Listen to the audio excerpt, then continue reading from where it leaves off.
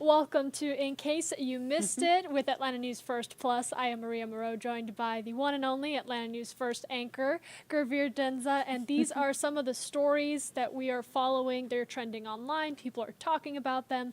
So we like to join you at the top of every hour to bring you some headlines. And Gurveer, can you believe it or not, I feel like we just walked into 2025 and February is already around the corner. You know what? So, yes, and we're going to get to what we're talking about first, but this morning, can I tell you what we were talking about just off the air during commercials? Go ahead. It's going to be 65 degrees this week.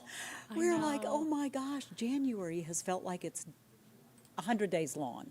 Hasn't it? Here's that 7-day forecast. As you can see, a lot of warm weather to look forward to. Warm-ish, I should say. It was nice to get in the car, even in the garage this morning, and then, you know, pull out of the garage and it didn't go to 15 degrees. Right. Right? Which felt absolutely great. So we are absolutely looking forward to that. But along with the seasons moving along and the months moving along, you know what comes with it? Taxes. Oh, right? no. Even though they don't, you know, they're not due till April 15th, like that's the tax filing deadline. But in case you missed it, the IRS is actually beginning to accept a return starting today, for the 2024 year, okay? So some of you actually may get a little bit of a treat. You may get a separate check from the IRS in the next couple of weeks because the agency is sending money to 1 million people who were eligible for the 2021 recovery rebate credit, but didn't claim that on their taxes that year. So the deadline again to file is April 15th, but today is the first day if you are, you know, one of those people that gets all their paperwork together, has their W-2. The eager beavers. I know, all their donations and, you know, all the other things if you're doing, if you're itemizing. And if you're just doing a simple form, that's okay too. But today they will start accepting the federal income taxes. So if you're going to be doing that maybe in the next few weeks or so, here's some information that may be helpful for you. If you're not already doing your taxes electronically, experts say that is really probably a very good idea. It just makes things a lot easier. If you're expecting a refund, good for you, first of all. You want to make sure you're getting that through direct deposit and it's not coming through the mail because you know how things go with the mail. So direct deposit to your bank account is always the best idea. And tax officials say it's probably the easiest, most accurate and safest way to file is electronically. And before you file, you do want to make sure you have all important documents. You need to store them all in one place. I usually get a folder, and as soon as, you know, the W-2 comes in or some of my banking information or whatever, I go ahead and put that in a folder. You know, Smart. don't forget things like if you own your own home, things like your property taxes and, you know, the things that you can write off, the interest on your mortgage. If you do owe, you also want to pay electronically. And lastly, you want to make sure your address and the address of your employer is updated when you file. You can file easily. The IRS has a website that you can use that'll help you, you know, file if you're doing it by yourself.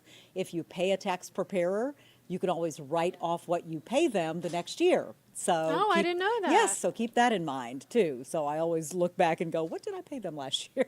You know, all these steps might sound a little tedious, but it makes the process so much faster and easier and more organized. It absolutely does. And the bottom line is you either pay now or you pay later. So if you owe, go ahead and get it done. And you know what, if you say, you know what, I can't pay them all in one lump sum, the IRS will work with you. I mean, you might have to get on a payment plan, but you can get it done. But again, if you're getting a refund, go file and get that refund quickly. How about that? Good deal? What else you got for me? So something a little sweeter than taxes. So before tax deadline, which is April 15th, comes Valentine's Day. I love it. And that's going to be here before you know it, too, so you got to be thinking about your sweetie. Krispy Kreme is hoping that your love is going to grow for its new Valentine's Day-themed donuts. These are the Hearts in Bloom collection. They've got sweet names like You Make My Daisy. Oh. Right? That's cute. Love You Bunches. And you can purchase these in a special flower bouquet box starting today.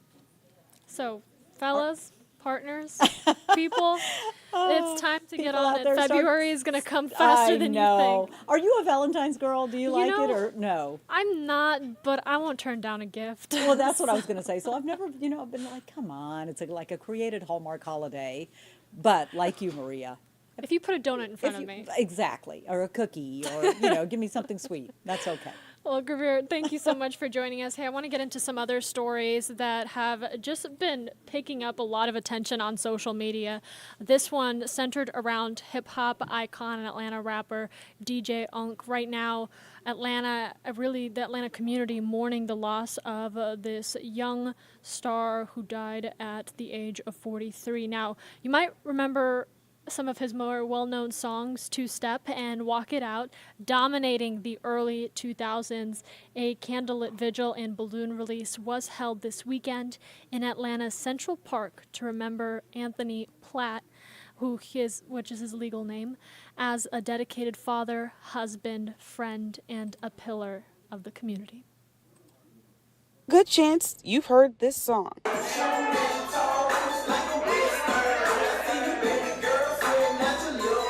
He set the world on fire with it. When you play that song anywhere, you're going to get up and dance. Anthony Platt, better known as DJ Unk, passed away Friday at the age of 43, shocking his family, his friends, and fans. It's been very emotional. It's been very emotional. For the last 24 hours, I've been trying to stay busy. Farad Shaheed and Rudolph Robinson were standing next to Platt before he became a big star. Shaheed helped him write his hit Two Step. And they were just trying to get a comeback to Walk It Out. You know what I'm saying? It was trying to keep that momentum going. Platt's record label revealed the devastating news on Friday, asking everyone to keep his family in thoughts and prayers. DJ Unk rose to fame during an era when snap dance music and hip-hop was popular. It was like what was going on at the time. It was a West Side thing, and everybody was coming out with their different versions, and that was his version. And to this day, his friends say his legacy lives on. That was like one of the best times of our life.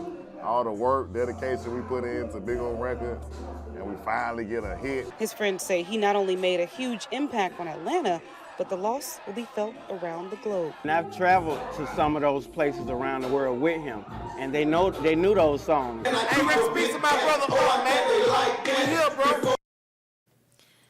And of course, we're also following the hundreds of active duty troops that are now ordered to the southern border, 2 Georgia units on that list. Soldiers from Fort Stewart will join thousands of military personnel who are already at the border. Units from bases in California, Colorado, Kansas, Kentucky, New York, Texas, and Washington, all being sent down south. CBS correspondent Jared Hill reports. President Donald Trump, back in Florida for the first time since moving back into the White House, is preparing to host Republican House members for meetings at his Doral resort today. The focus, domestic policy, as an international showdown seems to have cooled. Overnight, the White House said the U.S. and Colombia had reached a trade war-ending agreement over deportations. Over the weekend, Colombia's President Gustavo Petro refused to accept U.S. military deportation flights, saying the U.S. cannot treat Colombian migrants as criminals. President Trump threatened a travel ban on top Colombian officials and 25% tariffs on Colombian exports, which would have doubled after a week. Petro initially stood his ground, announcing his own tariffs on U.S. goods, writing, "Your blockade does not scare me." But last night, the White House said Colombia's government has agreed to all of President Trump's terms, including the unrestricted acceptance of undocumented migrants from the U.S. without limitation or delay. This as the Trump administration ramps up deportations nationwide. We are going to enforce immigration law. We're going to protect the American people. Vice President J.D. Vance defended Trump's efforts on CBS News Face the Nation, including the president's executive action allowing agents to make arrests in churches and schools. I desperately hope it has a chilling effect on illegal immigrants coming into our country. According to ICE, hundreds of migrants have been arrested over the past few days, including nearly 1,000 on Sunday alone. Jared Hill, CBS News. And more locally, I want you to pay attention to this warning in Clayton County. If anyone approaches you asking for immigration documentation, they may not be a real officer. That's right. You heard that correctly. The Clayton County and Forest Park Police Departments say they are unaware of any ICE operations happening in their county right now, despite the rumors on social media. They are urging people to call 911 if someone posing as a federal agent or police officer asks for documentation, and they will send an officer to verify those credentials. And we have more info about this on our website, atlantanewsfirst.com. All right, this is In Case You Missed It. So can we talk about the story of the weekend? After Sunday's NFL Conference Championship games, we now know who is headed to the Super Bowl. It's basically a rematch of 2023. Eagles are the NFC's 2 seed, Chiefs are the AFC's 1 seed, and it's the first time that the back-to-back Super Bowl winner is in the game for a third straight year. The Birds will look to unseat to the King of the Hill at Caesars Superdome in New Orleans in just 2 weeks. Now, the Super Bowl happens at the Caesars Superdome Sunday, February 9th, and if you have a chance to attend in person, I really hope that you make the most of it. Beautiful weather that we are expecting to have as we look ahead to February and those warming temperatures. Atlanta News First Alert meteorologist Ella Dorsey will join us here in about less than 20 minutes for another installment of Weather Where You Are. That's at 11:30. For now, we're taking you back to local news live.